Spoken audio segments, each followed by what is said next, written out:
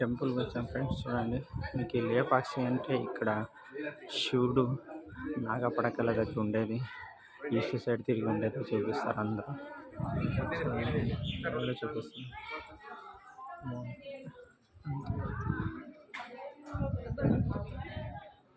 మంచిగా.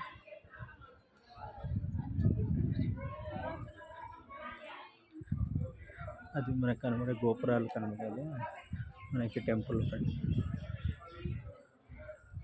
ఇది ద్వారం ఇలా ఉంటుంది ఫ్రెండ్స్, ఇలా ఉంటుంది. 2 అంచెల భద్రతా విధానంలో ఉంటుంది ఫ్రెండ్స్ ఈ గుడి. ఇది మొదటి అంచు. మనకి ఈ గోపురం ద్వారా లోపలికి ఎంట్రన్స్ అవసరం మెయిన్ గుడిలో పోవాలంటే.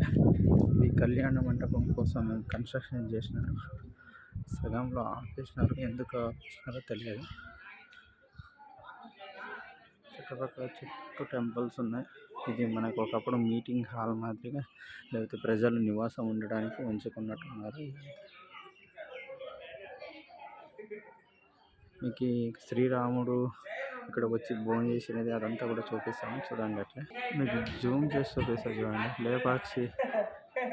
పక్షి ఎగిరిండేది అక్కడ కనబడుతుంది చూడండి ఫ్రెండ్స్, కొండ మీద. అదే 5x తీస్తున్నాను ఫ్రెండ్స్, క్లారిటీ రాకపోవచ్చు. అక్కడ కూడా విజిటర్స్ ఉన్నారు చూడండి. అది లేపాక్షి కొండ మీద కనబడుతుంది. మన రావణాసురుడు సీతామాతని ఎత్తుకుని వెళ్ళేటప్పుడు మనకి ఒకటి అడ్డం వస్తుంది చూడండి. గరుడ అని ఇక్కడ ఉంటుంది, దానికి ఒక స్టాచ్యూ కట్టి దాన్ని విజిటర్ మంచిగా ఉంటుంది అనేసి అందరూ చూడడానికి బాగా మంచిగా చేశారు ఫ్రెండ్స్. తప్పకుండా చూడాల్సిన ప్లేస్, తప్పకుండా అందరూ చూడండి.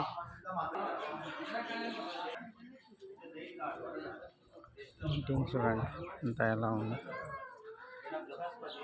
మీకు ఆయన గైడ్ ఉన్నారు, ఆయన ఎక్స్ప్లెయిన్ చేస్తున్నారు మొత్తం అంతా.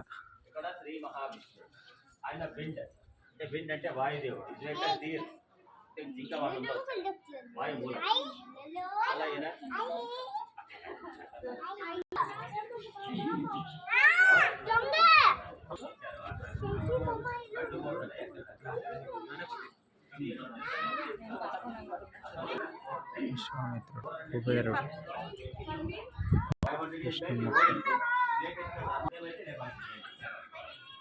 విష్ణుమూర్తి అన్నాడు. చూడండి,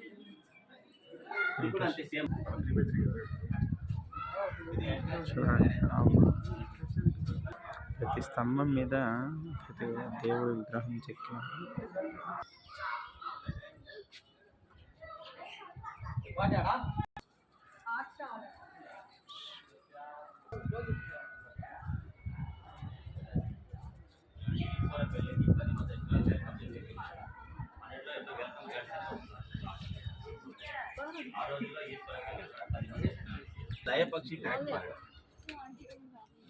మన స్కైలో చూపిస్తారు ఫైట్ రావణ్ అండ్ పరడ్. అలా కాదు, ఈ కొండ మీద కొన్ని రోజులు జరిగింది పక్షికి రావణాసురుడికి యుద్ధం. పక్షి ఇక్కడ పడినప్పుడు ఆమె పక్షికి ఆశీర్వాదం చేసింటది. అప్పుడు ఆవిడ మోపిన పాదం దీంట్లో నీళ్లు వస్తున్నాయి. అప్పుడు ఎందుకు నీళ్లు వస్తున్నాయంటే జటాయుబడి ఈ నీళ్లు తాగుతూ ఉంటాడు. రాముడు ఎప్పుడో వచ్చేది, అప్పటిదాకా నీళ్లు తాగి అది బతికుంటది. రాముడికి అంతా విషయం చెప్పి చనిపోతుంది. ఆ రోజు సీత మోపిన పాదం కొన్ని వేల ఎండ కిందకి చెందినటువంటి సీతాపాదం గురించి ఆయన ఇందాక ఎక్స్ప్లెయిన్ చేశారు. ఇక్కడ చూడండి, భోజనానికి అప్పుడు మార్చిండే ప్లేట్లు అని చెప్తారు. ఇవన్నీ చూడండి.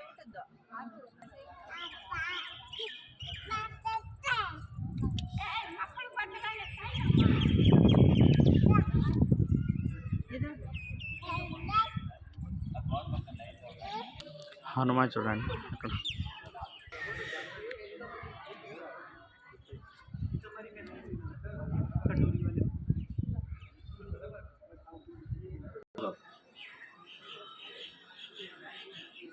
తమిళనాడు ఆయన రాజు పేరు మాధవ వర్మ. ఇటుకు వచ్చినాడు, నేను చెప్పేది 12th century, అంటే 800 years బ్యాక్.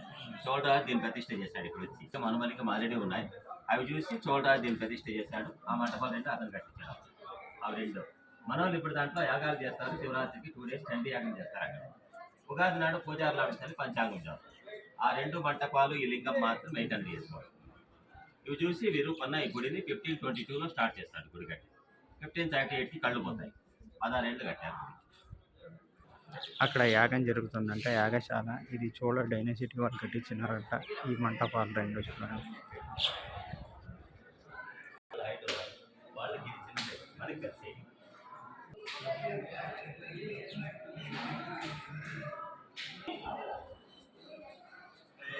చుట్టుపక్కల చూడండి ఫ్రెండ్స్ ఎలా ఉందో.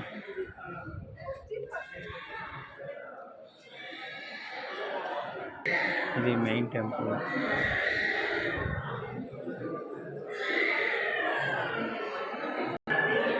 ఒక్కొక్క శిల్పకళ ఒక రకంగా ఉంది.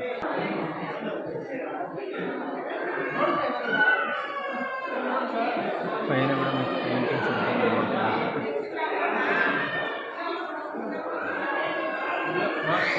వేలాడే స్తంభం దగ్గర కూడా వెళ్దాం. వేలాడే స్తంభం మెయిన్ టెంపుల్ ఇప్పుడు మనకు అక్కడ అమ్మవారి టెంపుల్ ఇక్కడ ఉంటుంది. పైన ఆకు కూడా పెయింటింగ్ ఇందాక మీకు కుషాల్ నగర్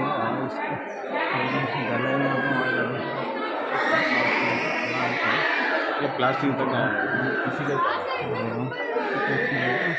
ఎవరో ఇది చేస్తున్నారు. ఇలా చేస్తాను చూడండి.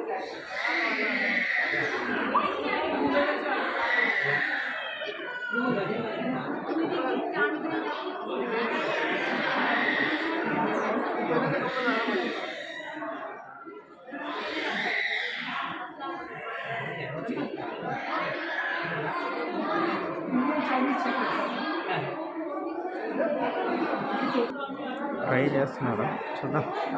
చూడండి చూడండి 90% వస్తుంది. ఇది ఒక్క చోట ఏమన్నా కింద కూర్చున్నట్టుంది. అయితే